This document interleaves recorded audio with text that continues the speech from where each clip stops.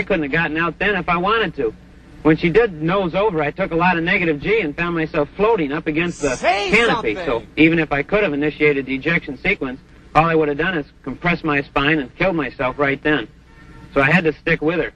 But when she did stabilize out, I tried to slow her down by getting everything out that I could, dropping the gear, putting out the speed brakes, anything. And once I did that, I reached down and hit the handles and squeezed the triggers, and after that, the sequence was standard. I heard the big rush of wind as the canopy separated, and then I felt a kick in the bottom, and up I went. Okay, how close to the deer out there? He's at least 20 miles from the border. Okay. When I went out, I felt some flailing, and when I saw that open chute, I was really happy. The first thing I thought about was the landing, a parachute landing fall. So I reached down and attempted to deploy my seat kit containing my life raft and all that stuff, but I just didn't have the strength in my right arm to pull the handle. So I figured the next best thing would be to get in position for the fall with the hands on the risers and my legs together and my knees slightly bent.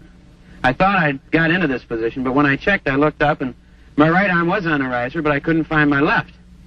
So I reached over and, well, I guess my left arm was wrapped somewhere behind my back because I hit myself right in the armpit. I had perspired a lot in the target area because we never used cockpit pressurization. So when I felt the moisture, all I could think was, you dummy, you left your arm in the cockpit. Then I looked down at my feet, and they were just dangling. So I thought the only thing left is to put my good right arm in front of my face in preparation for a tree landing. And that's the last I remember until I was on the ground. When a pilot is down, everything comes to a stop until they get him out. Anything that flies, that's in the area, is on call by King.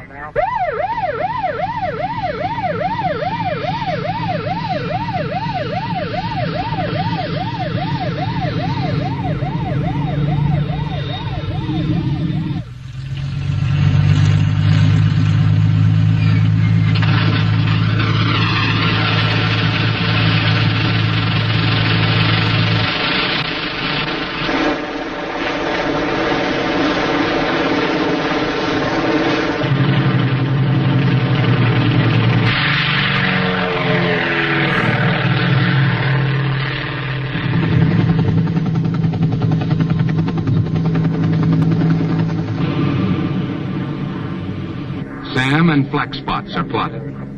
Safe routes and holding areas are marked, relayed to the Sandies and Jolly Greens. Base 2. Could you give me the elevation of the area and the temperature down the valley, please, sir? I don't have the temperature, but the elevation is going to be around 2,500 feet or something like that. I understand. 2,500. Thank you very much. Here's on Sandy 1 and 2 request vectors. Sandy 1 and 2, begin smoke mode 3, 1. I got flying up there. 430 Jolly Green 71. There's a man come up, beeper voice yet? Negative. I understand. When I came to on the ground, the first thing I heard was my wingmen flying overhead. I listened for other noises for a while and then got out my survival radio and started talking to my number 2 man. Actually, all my wingmen stayed with me practically the whole time I was on the ground. They did have to make a run back to a tanker for gas, but they even staggered that so that I wasn't alone very long. My number 2 man even came down and made some low passes and shot some film in case they couldn't get me out that day. Then he told me he was scared. He told me I'd landed in a valley between 2 ridges and that about 1.5 miles away there was a village. That means a road, and that's where Charlie is. Roger. Let's let Sandy come in and take a look, please. Raj. The Sandies come in for a quick look at the pickup area. The Jolly Greens hold back and orbit in a safe area. The Sandies drag the area to draw Charlie's fire, spot his guns, hose down anything that looks hostile. Charlie has a habit of hiding when he knows a pilot is down. He holds back until the chopper is in hover, the cable down. Then he opens up. Do you have me in the sight, choppers? Roger, have you in sight. Okay, the parachute is directly off my left wing. Circling very tightly around it. Jolly Green 71, as you say, Kingfish 1 is on. That's a firm. He said he needs a fast pickup. He's hurt bad, over. Roger, understand. This is what it's all about. This is what they've trained for. Months, years, made dry runs, gone through proficiency evaluations, honed the edges sharp so they could cut the mustard when the chips were down. I was unconscious on and off. I thought my left arm was missing and my legs just wouldn't do what I wanted them to. Then, when I hit, I landed on this bamboo and was sort of impaled on the young shoots. But it wasn't too bad because my head was elevated a little bit and so were my feet. So I think this helped me keep conscious. So I just laid right there.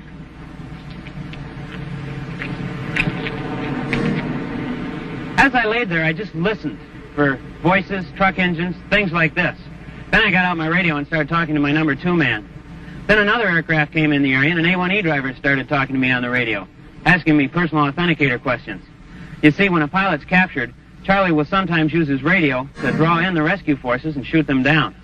So they have these questions that only you can know the answer to. Well, I gave him all the answers, plus some of the questions, my name, rank, serial number, anything I could think of. And he came back sort of chuckling and said, "Don't sweat it, babes, we're going to get you out." And that really gave me a good boost, just to hear that, to know that you're not alone out there.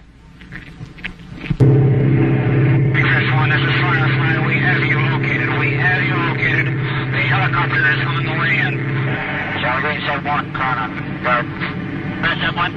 Right, you hovering over the survivor now? Negative, we're coming in left down. We're coming in now. Okay. Let me know when the PJs are ready. Kingfish 1, this is Firefly 4-2. We have your parachute in sight. We have you in sight. The helicopter is close by.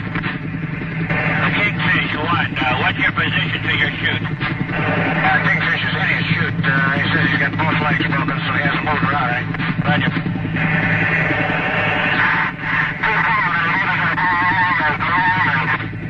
We got you. We're coming in over you. You're over him now, John. Okay, you're right over him, he says.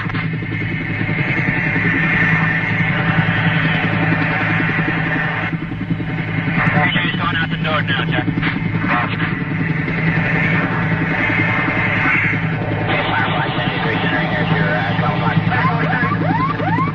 Roger, baby. Turn your beacon off, turn your beacon off, turn your beacon off. PJ's on the ground, going to the survivor. Roger.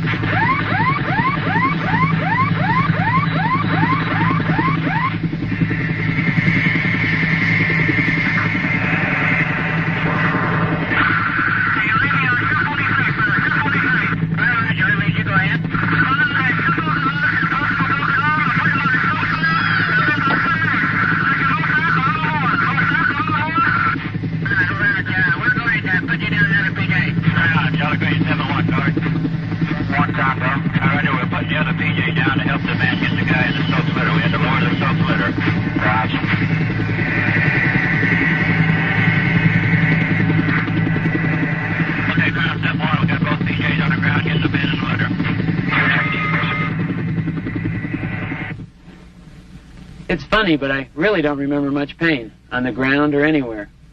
The only bad thing was that when I went out, my visor shattered and I cut up my face. Then when I hit, I landed either on or near an anthill, and those little rascals got in every cut, plus in my nose and my mouth and my eyes and just everywhere. But that's the only real discomfort I had.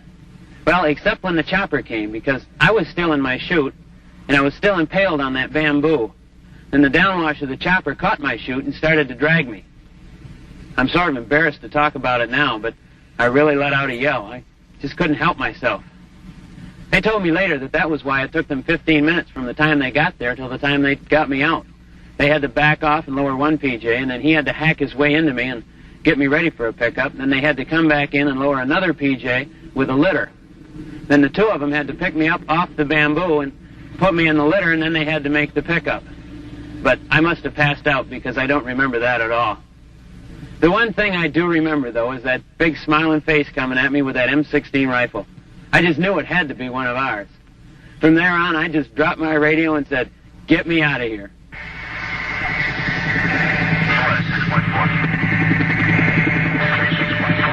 Are you ready, PJ? Okay, come over and get us now. Can you come and get us now? I'll try to put a smoke in. I'll get smoke, PJ.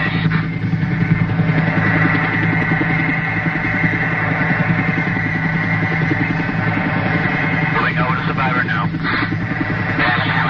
Roger.